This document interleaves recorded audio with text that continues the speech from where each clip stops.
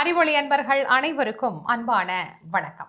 மறந்து போன மருத்துவத்துல இன்னைக்கு நம்ம பார்க்க போறது, குழந்தைங்களுக்கோ பெரியவங்களுக்கோ சளி பிடிச்சிருச்சு அப்படின்னா உடனே பதறி போய் என்ன செய்யறது ஏது செய்யறதுன்னு தெரியாம இந்த மருந்தை குடிக்கலாமா அந்த மருந்தை குடிக்கலாமா அப்படின்னு யோசிக்கிறதுக்கு முன்னாடி நம்ம வீட்டில் நம்ம பயன்படுத்திட்டு இருந்த பழைய மருத்துவ முறையை உங்களுக்கு ஞாபகப்படுத்த போறேன். சளி அப்படிங்கிற ஒரு விஷயம் நம்ம உடம்புலேயே இருக்கு. புதுசாக வெளியிலிருந்து உடம்புக்கு வர்றது கிடையாது. அது காலநிலை மாற்றத்தாலோ இல்லை ஏதாவது இன்ஃபெக்ஷன் ஆனாலோ அதனால் நமக்கு அது என்ன ஆகுது, வெளியில் வர ஆரம்பிக்குது. இதை தெளிவாக புரிஞ்சுக்கணும். சளி பிடிக்குதுன்னு வெளியிலிருந்து பிடிக்கிற மாதிரி நம்ம பேசிகிட்டு இருக்கிறோம். உள்ளே இருக்கிற சளி நமக்கு வெளியே வருது. அதை ஒன்று முழுசாக வெளியேற்றுறது அப்படிங்கிறது நம்ம எடுத்துக்கொள்ளக்கூடிய உணவு முறையும் மருந்து முறையும் பொறுத்து அமைகின்றது. அப்படி என்ன நாம மருந்து எடுத்துக்கலாம் அப்படின்னா, இதுக்கு இன்னைக்கு எவ்வளவோ நவீன மருந்துகள் நமக்கு வந்துருச்சு. ஆனால் நம்ம பெரியவங்க கொடுத்த மருந்து ரொம்ப நல்ல மருந்து, எந்த விதமான பக்க விளைவுகளும் இல்லாத மருந்து அப்படின்னே சொல்லலாம். இதுக்கு நம்ம ஒரு 7 பொருட்கள் பயன்படுத்த போறோம். 5 இலைகள், 2 பொருள் நம்ம அடுப்படியில சமையலறையில பயன்படுத்தக்கூடிய பொருட்கள் என்ன அப்படிங்கிறத பார்க்கலாம். வெத்தலை, துளசி, ஓமவல்லி, தூதுவளை, வேப்பலை, இந்த 5 இலைகளை தான் நம்ம பயன்படுத்த போறோம். இந்த 5 இலையும் உங்களுக்கு சுலபமா கிடைக்கக்கூடியது. எங்களுக்கு இந்த 5 சுலபமா கிடைக்காதுங்க, 1 2 தான் எங்களுக்கு கிடைக்கும்னா கூட பரவாயில்ல, இதை நீங்க பயன்படுத்திக்கலாம். அளவு செம்ம அளவாக நீங்கள் எடுத்துக்கோங்க. எவ்வளோ வெத்தலையோ அதே அளவுக்கு நீங்கள் வேப்பிலை போடலாம். சிலர் வேப்பிலை ரொம்ப கசக்கும் அப்படின்னு நினச்சிங்கன்னா அதை மட்டும் பாதி அளவுக்கு நீங்கள் எடுத்துக்கலாம். மற்றதெல்லாம் செம்ம அளவாகவே எடுத்துக்கோங்க. எடுத்துக்கிட்டு நல்ல ஒரு மிக்சி ஜாரில் போட்டு இது எல்லாத்தையும் நல்லா அரைச்சிருங்க. நல்லா அரைச்சிட்டு எந்த அளவுக்கு நீங்கள் தண்ணி வைக்கிறீங்களோ அந்த அளவுக்கு நீங்கள் தண்ணி வச்சுக்கோங்க. அது நீங்கள் குடிக்கிற அளவும் உங்களுக்கு எவ்வளோ தேவை அப்படிங்கிறத பொறுத்தும் இலையை நீங்கள் தேர்வு பண்ணிக்கோங்க.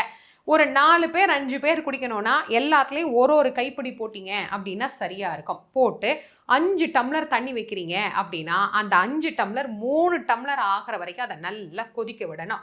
கொதிக்க விடும்போது அதில் இன்னும் 2 பொருள் சேர்க்கணும். என்னது அப்படின்னா மஞ்சள் பொடி சேருங்க.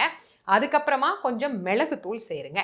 இதை 2ஐயும் சேர்த்து நல்லா கொதிக்க விட்டு அதை 5 டம்ளர் தண்ணி 3 டம்ளரை சுண்டுற அளவுக்கு நல்லா வந்ததுக்கு அப்புறமா அதை லேசாக ஆற விட்டு வடிகட்டிடுங்க. வடிகட்டிட்டு அதை ஒரு டம்ளரில் ஊற்றி குடிக்கலாம். ரொம்ப ஆற விடாதீங்க, கொஞ்சம் சூடாகவே குடிங்க, ரொம்ப நல்லது. கிட்டத்தட்ட ஒரு கஷாயம் மாதிரி இது இருக்கும். இது கஷாயம்தான், ஆனால் இது உடம்புக்கு அவ்வளவு நல்லது. எப்பமா குடிக்கலாம்? காலையில் எழுந்த உடனே வெறும் வயிற்றில் குடிக்கலாம். ரொம்ப ரொம்ப நல்லது. ரொம்ப சளியாக இருக்குது, மூச்சே விட முடியல, நெஞ்சிலெல்லாம் அடைச்ச மாதிரி இருக்குது, மூக்கிலேருந்து ஒழுகுது அப்படின்னா இரவு தூங்கும் போது இன்னொரு தடவை குடிக்கலாம். ஒன்றும் தப்பே கிடையாது. அளவு பெரியவங்களாக இருந்தால் ஒரு 75 ml எடுத்துக்கலாம். சின்ன குழந்தைங்களா இருக்கிறாங்க, 10 வயசுக்கு வரைக்கும் உள்ள குழந்தைங்களா இருக்கிறாங்க அப்படின்னா ஒரு 40லேருந்து 50 ml வரைக்கும் அவங்க எடுத்துக்கலாம். 1/2 டம்ளர் குழந்தைங்களுக்கு, பெரியவங்களுக்கு ஒரு 3/4லேருந்து 1 டம்ளர், அவ்வளோதான் கணக்கு. இதை குடிச்சதுலேருந்து 1/2 மணி நேரம் எதுவும் சாப்பிடக்கூடாது. ஒரு 1/2 மணி நேரம் கழித்து வழக்கமான உங்களுடைய உணவை நீங்கள் எடுத்துக்கலாம். தினம் குடிக்கலாமா அப்படின்னு கேட்டால் தினம் தேவையில்லை. ரொம்ப சளியாக இருக்குது அப்படின்னா 3 நாளைக்கு தொடர்ந்து குடிங்க. அதுக்கப்புறம் வாரத்துக்கு ஒரு முறை நீங்கள் குடிக்கலாம். மாதத்துக்கு ஒரு முறை இதை மாதிரி வச்சு நீங்கள் கொடுத்தீங்க அப்படின்னா குழந்தைகளுக்கு பெரும்பகுதி இந்த நெஞ்சு சளி அப்படின்னு ஒன்று சொல்கிறோம்ல, அது வராமல் நம்ம காப்பாற்றலாம். குழந்தைங்க மட்டும் இல்லைங்க, பெரியவங்களுக்கும் இது ஒரு கண்கண்ட மருந்தாகவே அமையும். இந்த அற்புதமான மூலிகைகள் நம்மளை சுற்றி இருக்கிறத பயன்படுத்தியே நமக்கு ஏற்படக்கூடிய சளியிலிருந்து நம்ம நிவாரணம் பெறலாம். இந்த மாதிரி பல பயனுள்ள மருத்துவ குறிப்புகளை நீங்கள் தெரிஞ்சுக்கணும்னு விருப்பப்பட்டீங்கன்னா நம்முடைய அறிவொளி யூடியூப் சேனலை சப்ஸ்கிரைப் பண்ணிக்கோங்க. உங்களுடைய நண்பர்கள், உற்றார் உறவினர்கள்னு எல்லோருக்கும் இந்த பதிவுகளை எல்லாம் பகிர்ந்து கொள்ளுங்க. மீண்டும் மற்றும் ஒரு சிறப்பான பதிவில் உங்கள் அனைவரையும் சந்திக்கும் வரை உங்கள் அனைவருக்கும் நன்றியும் வணக்கமும் கூறி விடைபெறுவது திருமுருகவள்ளல் வாரியார் சுவாமிகளின் மாணவி தேச மங்கையர்க்கரசி. நன்றி, வணக்கம்.